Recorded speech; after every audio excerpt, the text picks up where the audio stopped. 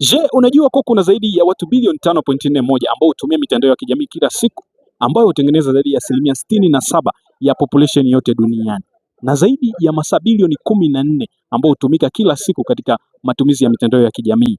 Hii ni kutokana na shirika la binafsi la utafiti duniani linalojulikana kama Statistic, lakini pia na department ya utafiti ya Umoja wa Mataifa ambayo ilitoa data hizi mwishoni mwa mwaka 2025, na hivyo inatuonyesha namna ambavyo maisha yamehama kutoka katika analog na kuhamia katika maisha ya kidigitali. Na hivyo kanisa la Waadventista Sabato likaja na mpango mahususi wa One Voice 27 kufikia watu kupitia media, na hicho ndicho tulichojifunza zaidi leo katika mikutano hii ya Gain Tanzania mwaka 2026.